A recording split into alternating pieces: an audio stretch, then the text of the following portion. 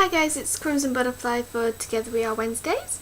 Sorry it's slightly late today. I totally forgot to do the video yesterday, so my apologies and not for looking very great. I've been at work all night.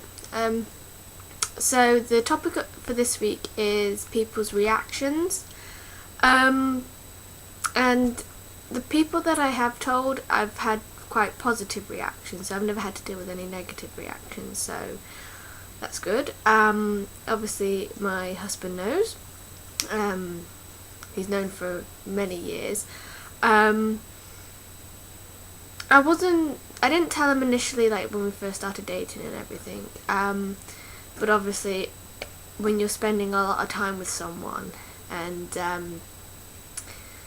you know, from like the first moments of going out, we pretty much saw each other quite regularly. So it's very difficult to hide any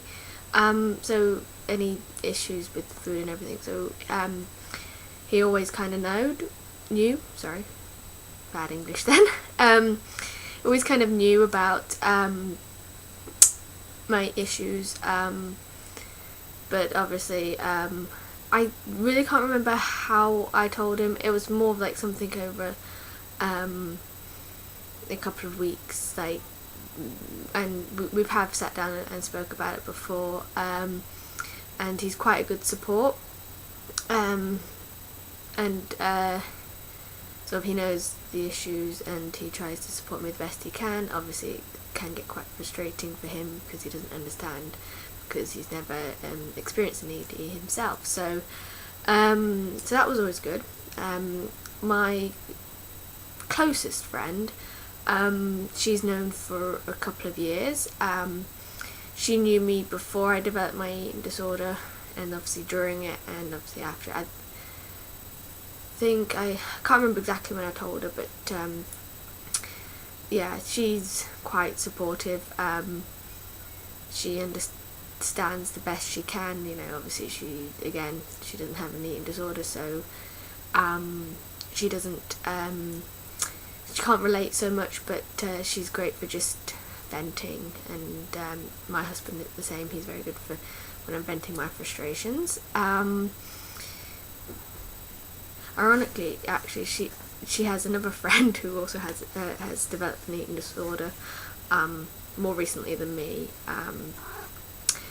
But yeah, that's a separate issue. A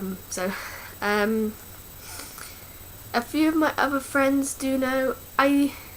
For me personally, I tend not to make an issue about it, or you know, I don't hide from the fact that I have an eating disorder and, you know, trying to recover. Sorry, I've got a cat that wants fuss. So yeah, I don't hide from the fact, but I don't advertise the fact, because to me it's just, even though it's a big part of who I am, I don't let it define me, so I don't make issues out of things. I just deal with food the way I do. My mother knows. She's known for a lot of years, but I don't talk to her about it because I think she feels that because I'm a healthy weight, that's fine, which obviously in a lot of cases it's not, but and secondly, I'm really bad at opening up to people. It's one of my very, very bad habits that I have. I'm not an open person. I never have been ever since I was a child. I was a very closed person.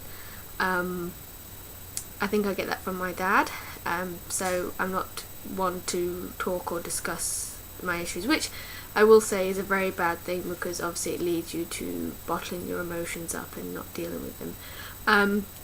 So that's why telling people can sometimes be a good thing, because then you are in a position to open up. So like I said, really most people's reactions have been positive, and they're quite supportive. You know, it's very hard to try to explain to people initially when you are wanting to tell them about your issues, but you don't want to, in my case, I never want to burden people with my issues, because I always have this feeling, it's my own personal feeling, that I feel that I'm burdening them with my issues, and there's people that are a lot worse than I am, and why am I making, why am I making a drama out of my issues, which in some cases I'm not. Everyone's issues are valid, but like I say, that's the way I feel. So yes, this is slightly rambling now. I apologise, I am quite tired today. And obviously getting bothered by my lovely little cat, who's saying please play with me. So like I said, on the whole, people's reaction, I've never had a negative reaction, to be honest. People have always, that I've told, they've always been quite open. They let me explain and discuss. They're supportive without being forceful, if you know what I mean. Because I have, from talking to other people with eating disorders, sometimes when they tell people that they're struggling, people then want to try and help them, which of course they're coming from a good place and they're trying to be helpful, but sometimes they can be a bit too helpful and trying to force you along more than you can deal with at a time. So a lot of my friends are actually quite supportive, like I've mentioned that several times. Now, I apologise, I tend to repeat myself a lot, especially when I'm tired. So they're quite supportive and helpful. While they don't relate and they don't always fully understand, they do the best that they can, and they are great for, like, if you just want to vent. While they might not necessarily have the right answers, sometimes just having someone there to talk to is a good thing, especially sometimes from an outside perspective. I sometimes find that people that don't have an eating disorder, sometimes, yes, they can't relate to having an eating disorder and how your brain, even though logically one thing, your brain, it might be completely illogical, will tell you another thing. So sometimes it's nice when you do have a person to talk to that doesn't have an eating disorder. It sometimes can help you, like, remind you of, that what your brain's telling you and the eating disorder voice is telling you is illogical. It doesn't make any sense. So sometimes it's nice for someone to tell you that, rather than, sometimes you get so caught up in your ED mind that you don't see the sense, and sometimes it's nice to have someone there that you are talking to, and they're, not challenging you, but sort of give you the other perspective, the normal perspective. Not that I'm saying that people with eating disorders are abnormal, it's just, so that's that part. My personal reactions that when I've told people have been, on the whole, positive. Never really had any negative reactions, but I know a lot of people do. So the question of the week: where do you see yourself in 5 years? I'm not very good at these things. I'm quite a short-term person.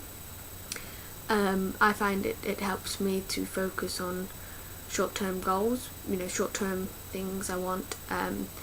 I sometimes find looking long-term can make me feel low, depressed, overwhelmed, that kind of thing. But I suppose, to be honest, where I see myself in 5 years would hopefully be still married, because I don't intend to ever break up or anything, so still married. I would like to move to a house eventually, maybe probably 3-bedroom property with at least 1 child, if not 2, and if possible I would like to have 3, but obviously it all depends on stuff. how that pans out. So yes, I would like to have a better job, but at the moment the economic climate the way it is, it's very hard to get jobs, so I'm thankful for having a job in the first place. So I would like to get a better job, something that's a bit more fulfilling, and yeah, so I suppose house and kids would be my idea, and maybe even a little dog, because I absolutely love pugs. And when Anna girl got her new puppy, new little pug, I so wanted to steal it, even though she's like across the other side of the world from me. I still want to steal it because I think the pugs are I'm not a big small dog fan, but pugs are the most gorgeous, sweetest little dog in the entire world. So yes, and maybe another cat or two. In my family I'm known as the crazy cat lady because I absolutely adore cats. I adore dogs as well, but living in a flat is not practical, so there you go. In 5 years I would like to have a house, a couple of kids, or depending on you know, what happens, house, kids, and more pets. I suppose also the other thing, better job, that was the other thing I said. I would like to be in a place where I'm as recovered as possible from my eating disorder. I know that sometimes full, complete recovery isn't attainable for a lot of people, but I would like to be in a place where I am completely comfortable with food, a place where I don't feel guilty for eating, and because I still have the guilt sometimes for eating food. I try not to, but I'd like to be in a position where I'm fit and strong and healthy, and you know, while there might be the voice, the eating disorder voice there, I'd like to be able to be in a position where I can not be bothered by it. So yeah, so that's where I would like to be in 5 years. I hope you enjoyed this video. I apologise for it being slightly late. I know it's only a day late, but I do like to upload them Wednesday mornings, but slightly late today. I apologise. So I hope you all are well, and I will see you next Wednesday. I promise I will make it next Wednesday. I'm actually off next week, so I will be able to do it Wednesday. So yes, I shall see you all next Wednesday. Bye!